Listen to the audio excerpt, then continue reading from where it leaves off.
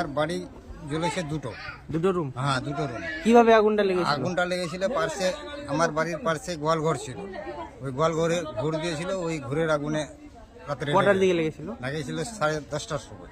ঘরে কে গেছিলেন? ঘরে ছিলাম, আমি ছিলাম, আমার একটা মেয়ে ছিল, আমার বউ ছিল, আমার একটা নাতি ছিল। তো কেউ কি জখম হয়েছে? না, সেরকম যখন হয়নি। তো দুটা বাড়ি একদম জ্বলে গেছে? হ্যাঁ, দুটো বাড়ি জ্বলে ছায়া হয়ে গেছে। দমকল এসেছিল? হ্যাঁ, দমকল এসেছিল। তারপর? দমকল বিশেষক্ষণ দেরি করেনি, 7 মিনিটের মধ্যেই চলে এসছে দমকল। তারপরে আগুন নিয়ন্ত্রণে আসে? হ্যাঁ, তখন তো কি কি ক্ষয়ক্ষতি হয়েছে আপনার?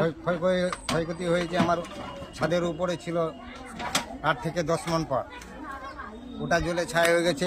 আলু ছিল, পেঁয়াজ ছিল, রসুন ছিল, সবগুলো জ্বলে ছায়া হয়ে গেছে। আরো জিনিসপত্র ছিল। ঘরের ভিতরে যে তোষক ছিল, তোষকের ভিতরে 45 থেকে 50 হাজার টাকা ছিল, সেটা পেলাম না। আর যে কে নিয়ে গেল না গেল ওটারও কোনো খোঁজ পেলাম না। এখন কিভাবে থাকছেন? এখন থাকছি এখানে ওখানে থেকে যাচ্ছি, কি করবো? প্রশাসনের কাছে এটাই আমাদের অনুরোধ, আমার অনুরোধ যে প্রশাসন আমার কোনো ব্যবস্থা করুক।